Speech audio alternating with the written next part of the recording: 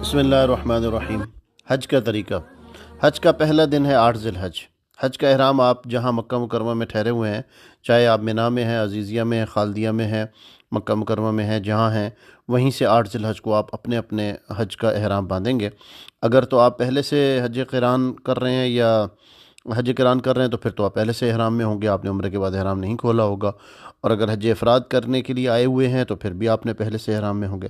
البتہ حج تمتع والوں نے عمرہ کر کے احرام چونکہ کھول دیا ہوگا تو وہ آج جہاں ہیں وہیں سے حج کا احرام باندھ لیں گے۔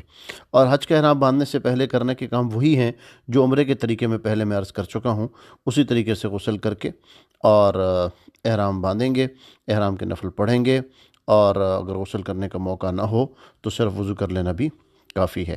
خواتین جس حال میں بھی ہوں، چاہے ناپاکی کے ایام میں بھی کیوں نہ ہوں، تب بھی وہ احرام باندھیں گی۔ احرام باندھنے کے لیے پاک ہونا ضروری نہیں ہے۔ اور آج آپ منی روانہ ہو جائیں گے۔ منی میں 5 نمازیں آپ نے پڑھنی ہیں: ظہر، عصر، مغرب، عشاء اور 9 ذی الحج کی فجر کی نماز۔ یہ 5 نمازیں منی میں ادا کرنا مسنون ہے، سنت عمل ہے۔ آج کے دن منی میں قیام کرنا بھی سنت ہے۔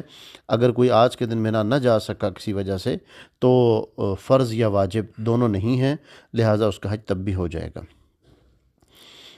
اگلا دن 9 ذی الحج کا ہوگا۔ 9 ذی الحج کو آپ نے عرفات جانا ہے۔ منی میں فجر کی نماز پڑھنے کے بعد سے لے کر ظہر کے درمیان میں کسی وقت میں آپ عرفات روانہ ہو جائیں گے۔ ظہر تک عرفات پہنچ جائیں تو بہت بہتر ہے۔ اور عرفات میں وقوف عرفات کا جو وقت ہے وہ ہے زوال کے بعد سے لے کر اگلے دن کی صبح صادق تک۔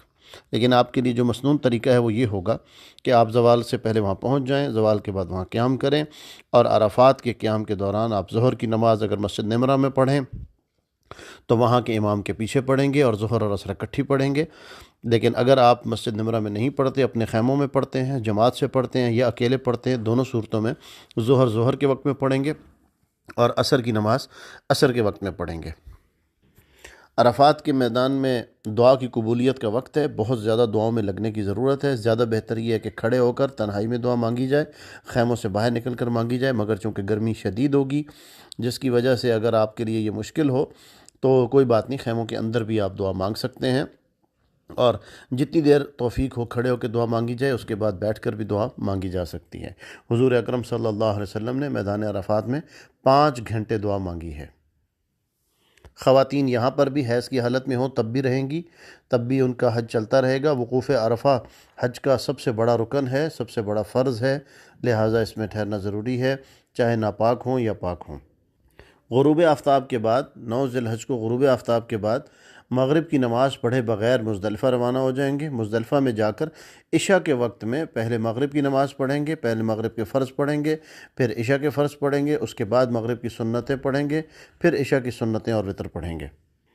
مزدلفہ میں رات کو قیام کریں گے اور 70 کنکریاں ہر شخص اپنے لیے چن لے گا مزدلفہ سے، اور صبح صادق ہونے کے بعد اندھیرے میں ہی فجر کی نماز پڑھنا مسنون ہے آج کے دن، یعنی 10 ذی الحج کی صبح کو آپ اندھیرے میں ہی مزدلفہ میں فجر کی نماز پڑھیں گے، اور اس کے بعد کچھ دیر کا وقوف کریں گے۔ کچھ دیر کے وقوف کا مطلب ہے کہ ایک لمحہ بھی گزر گیا تو وقوف خود بخود ہو جائے گا، البتہ وہ بھی دعا کی قبولیت کا وقت ہے، اس لیے اس وقت میں بھی کچھ دیر دعا مانگ لی جائے تو یہ سنت عمل ہے۔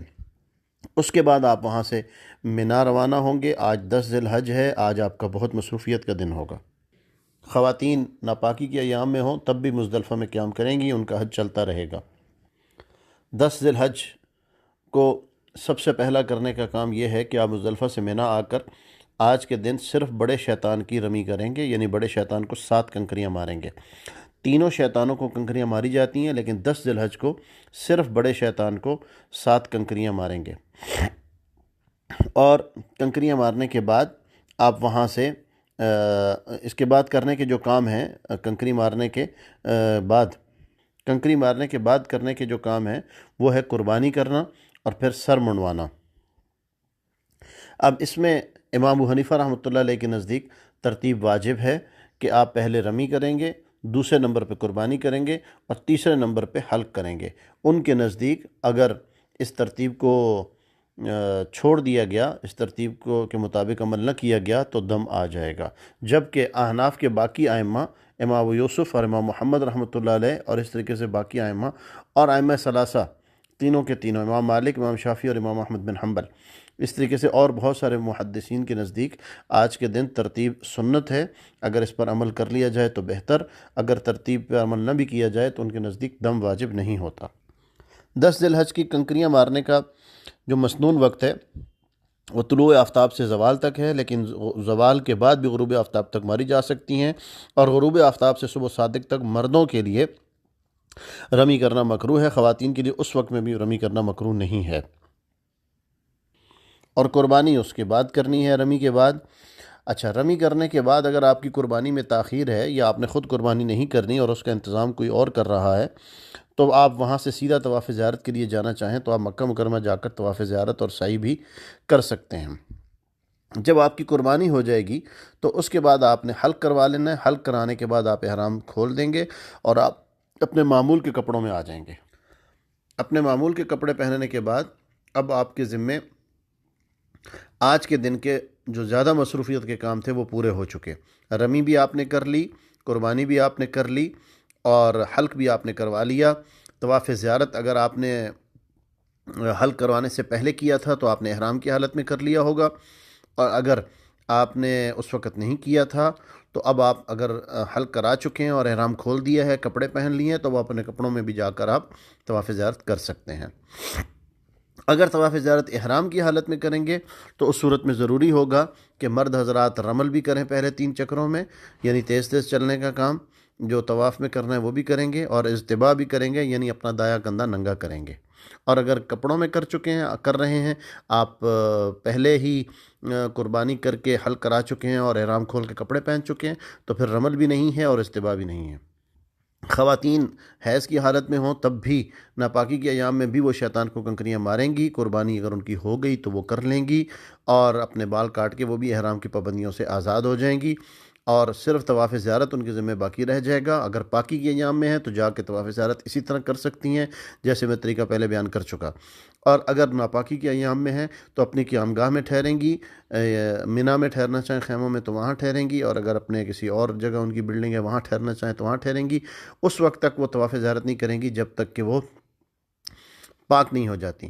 مردوں کے لیے طواف زیارت کا آخری وقت وہ 12 ذی الحج کی مغرب تک ہے، مرد اس سے پہلے طواف زیارت کرنے کے پابند ہیں۔ خواتین کے لیے جو پاک خواتین ہیں، پاکی کے ایام میں ہیں، ان کے لیے تو 12 ذی الحج کی مغرب ہی وقت ہے۔ البتہ جو حائضہ خواتین ہیں، ناپاکی کے ایام میں ہیں، ان کے لیے اس کی کوئی مدت مقرر نہیں، جب وہ پاک ہو جائیں گی تب جا کر وہ طواف زیارت کر لیں گی۔ اس کے بعد حج کا 11 ذی الحج آ جائے گی، اگلا دن 11 ذی الحج کو آپ نے تینوں جمرات پر رمی کرنی ہے، یعنی تینوں شیطانوں کو ساتھ ساتھ کنکریاں مارنی ہیں۔ اب تینوں شیطانوں کو جو کنکریاں مارنی ہیں اس کے اوقات کیا ہیں؟ مستحب وقت تو یہ ہے کہ دوپہر کو زوال کے وقت سے لے کر غروب آفتاب تک کنکریاں ماری جائیں، اور غروب آفتاب کے بعد بھی ماری جا سکتی ہیں، مگر مردوں کے لیے اس کے بعد کنکریاں مارنا مکروہ ہے۔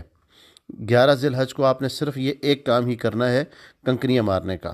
پھر 12 ذی الحج جو حج کا 5واں دن شمار ہوتا ہے اور ایک اعتبار سے آخری دن شمار ہوتا ہے، اس دن بھی آپ نے تینوں شیطانوں کو کنکریاں مارنی ہیں، اور وقت بھی اس کا وہی ہے جو 11 ذی الحج کی کنکریوں کا وقت تھا، اور اس کو تینوں شیطانوں کو کنکریاں مارنے کے بعد اب آپ کا حج پورا ہو چکا ہے۔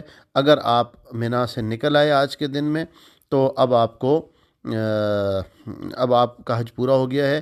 اب آپ کے ذمے صرف ایک کام رہ گیا ہے، اور وہ ہے طواف وداع۔ وہ واجب ہے مردوں پر، اور خواتین کے لیے اگر پاکی کے ایام میں ہوں تو واجب ہے، ناپاکی کے ایام میں ہوں تو ان کے لیے واجب نہیں، وہ بغیر طواف وداع کیے بھی واپس اپنے ملک جا سکتی ہیں، لیکن مردوں کے لیے وہ واجب ہے۔ وہ ابھی بھی کرنا چاہیں تو کر سکتے ہیں، اور اب کے بعد مکہ مکرمہ میں 2 دن کا قیام ہو تو 2 دن بعد کر لیں، 5 دن کا قیام ہو 5 دن بعد کر لیں، 15 دن قیام ہو تو 15 دن بعد کر لیں، جس وقت بھی کر لیں گے وہ آنے سے پہلے ایک دفعہ طواف وداع کرنا ان پر واجب ہوگا۔ 12 ذی الحج کو اگر آپ اپنے ہوٹل میں نہ گئے اور مینا میں ہی ٹھہرے رہے اور 13 ذی الحج کی صبح صادق ہو گئی آپ کو وہیں پر، تو پھر اس صورت میں 13 ذی الحج کی رمی کرنا بھی آپ کے اوپر واجب ہو جائے گی۔ بس یہاں آپ کا حج مکمل ہو گیا۔ حج کا مختصر طریقہ اجمالاً میں نے اس میں عرض کر دیا ہے۔ تفصیلی طریقہ کے لیے آپ دوسری کتابوں کا مطالعہ بھی کر سکتے ہیں، اور جو ہمارا گروپ ہے اس میں بھی آپ پوچھنا چاہیں تو سوالات پوچھ سکتے ہیں۔ اب اس کے بعد رہ گئے مدینہ منورہ کے احکام اور آداب، وہ انشاءاللہ اس کے بعد میں عرض کر دوں گا۔